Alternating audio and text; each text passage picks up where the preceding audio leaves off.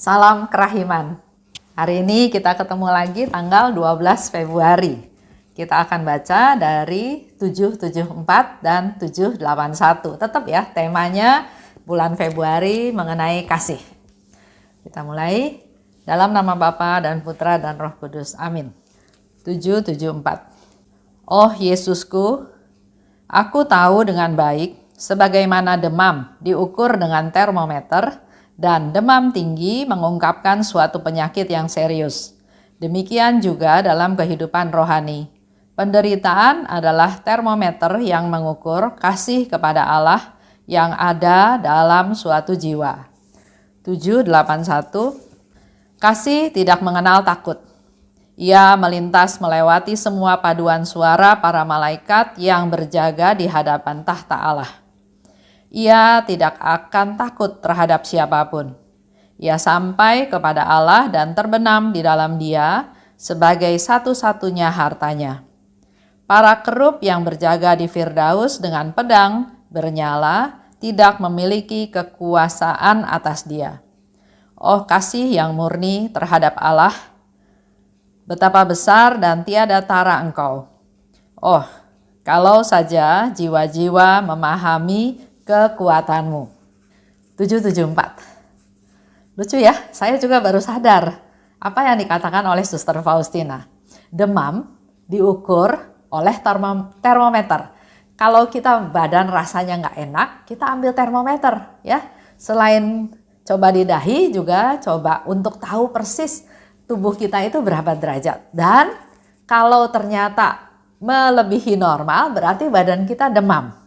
Dan kalau demam tinggi berarti ada sesuatu yang nggak beres di dalam tubuh ya. Ada yang infeksi, ada yang harus ditindaklanjuti. Dan ternyata Suster Faustina bilang demikian juga dengan penderitaan. Dengan kehidupan rohani dikatakan ya. Kita semua sedang belajar bagaimana menata, membangun kehidupan rohani kita masing-masing.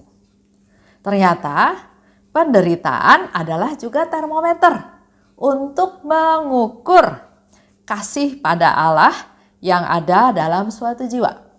Kalau biasa-biasa saja, berarti ya kasihnya biasa-biasa saja. Tapi kalau penderitaan itu ternyata diukur secara termometer dengan nilai yang tinggi, yang besar, artinya ungkapan kasih kita pada Allah juga semakin besar.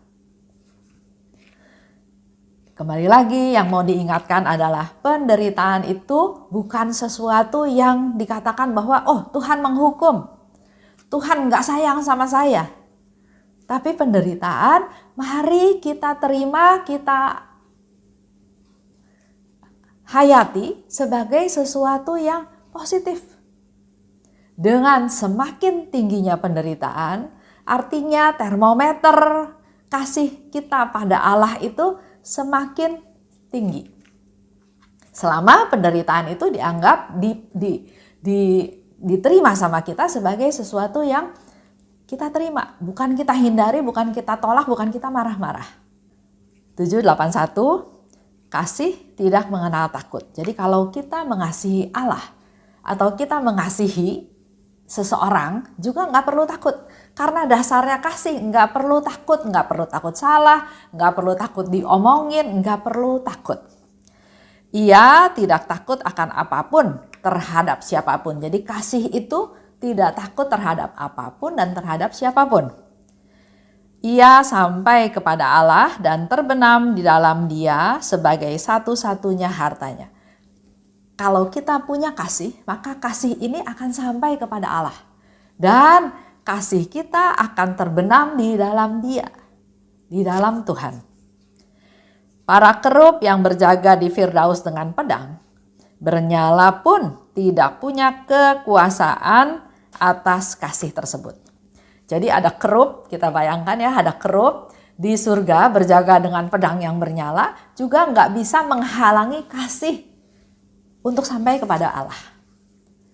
Kasih itu jauh lebih kuat dan tidak perlu takut akan apapun. Oh, kasih yang murni terhadap Allah. Betapa besar dan tiada tara. Kalau saja jiwa-jiwa memahami kekuatanmu. kekuatan kasih, kekuatan cinta tersebut. Jadi di sini Suster Faustina mau katakan bahwa saya mengasihi Tuhan, saya nggak perlu takut apa-apa. Tapi begitu pula kasih yang dari Tuhan yang kita terima, itu saja kalau kita memahami kasihnya Tuhan, maka ada kekuatan yang luar biasa yang besar yang Tuhan berikan kepada kita. Sehingga di sini dikatakan kalau saja jiwa-jiwa memahami kekuatan kasih yang dari Tuhan itu. Contoh ya, orang yang sungguh-sungguh mencintai, pasti dia berani berkorban untuk orang yang dicintai tersebut. Ada kekuatan yang bisa dia andalkan, dia pakai untuk bisa menanggung segala macam penderitaan tersebut. Contoh ya, ada seorang istri. Dia menikah dengan suaminya. Punya anak, usaha suaminya dari mulai nol, sama-sama dirintis, makin lama makin berkembang, makin berhasil.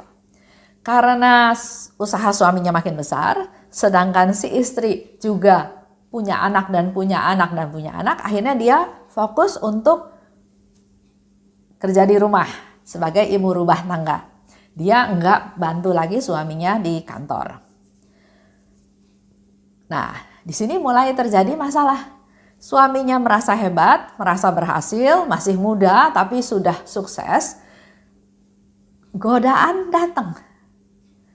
Ada teman-temannya yang mengajak foya-foya, yang mengajak minum-minum, yang mengajak ke bar, ke karaoke. Nah, di sana mulailah ketemu dengan penghibur-penghibur ya.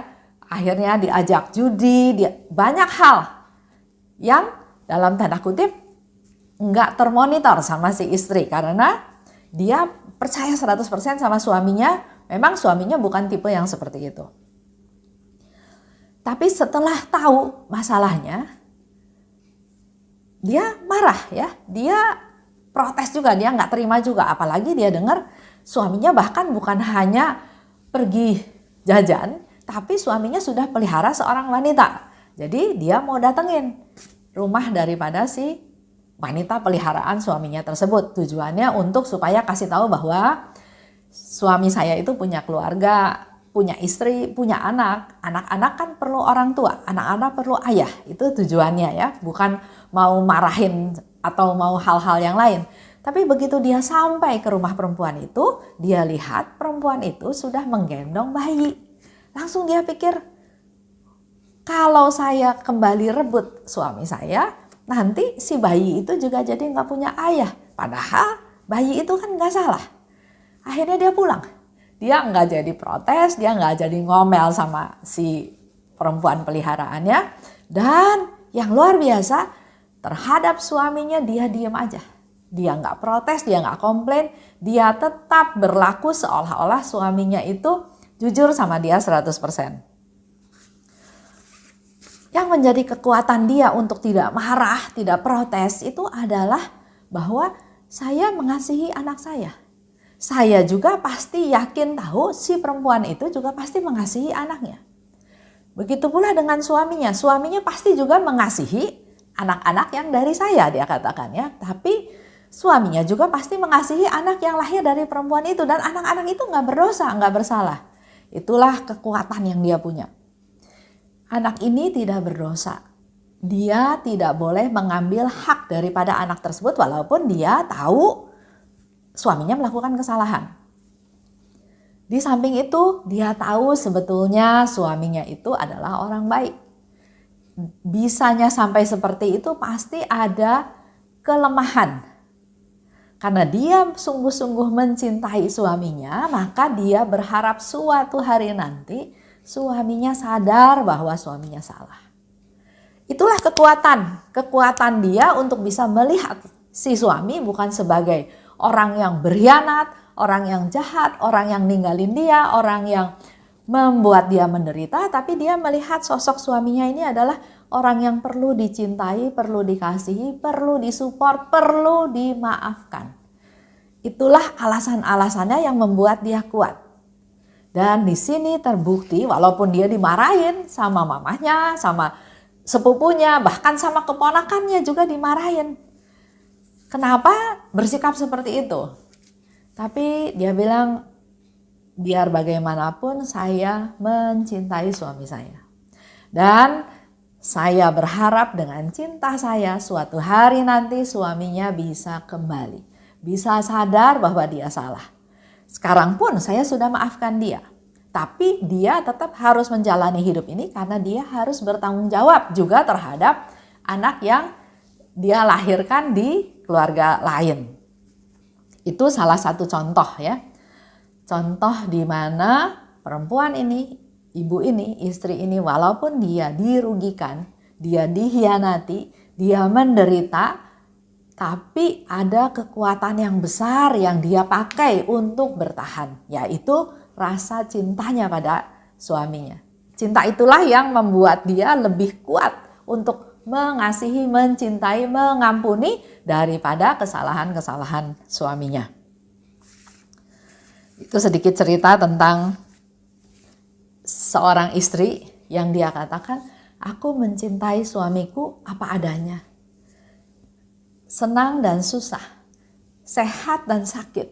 Begitu pula pada saat dia jatuh. Pada saat dia masuk ke dalam dosa, saya pun tetap mencintai dia. Memang saya tidak setuju dengan dosa yang dia buat. Tapi rasa penerimaan saya ini berasal dari kekuatan yang Tuhan kasih karena saya sungguh mencintai dia apa adanya. Itu sedikit cerita tentang kasih ya. Jadi kalau kita punya kasih yang murni, maka ada satu kekuatan besar yang mungkin kita nggak sadari. Yang seperti tadi Suster Faustina bilang, kalau jiwa-jiwa memahami kekuatan kasih tersebut. Dalam kasih nggak ada ketakutan, nggak perlu takut. Itu yang Tuhan Yesus tawarkan pada kita semua. Kita mengasihi Allah dengan sedemikian rupa dan Allah juga akan mengasihi kita. Dan kita nggak perlu takut dalam menghadapi tantangan hidup sehari-hari. Itu aja, kita tutup ya dengan doa. Dalam nama Bapa dan Putra dan Roh Kudus. Amin. Oh luka kerahiman, oh hati Yesus, sembunyikanlah aku di dalam lubuk hatimu. Laksana satu tetes darahmu sendiri. Dan jangan biarkan aku terlepas dari situ selama-lamanya. Kurunglah aku di dalam lubuk hatimu, dan ajarlah aku mencintai Engkau. Tuhan, mampukan aku memahami sepenuhnya siapa dirimu. Bawalah aku masuk ke dalam rengkuhan mesramu, sejauh itu dapat ditanggung oleh kodrat insani. Amin. Dalam nama Bapa dan Putra dan Roh Kudus. Amin. Salam kerahiman.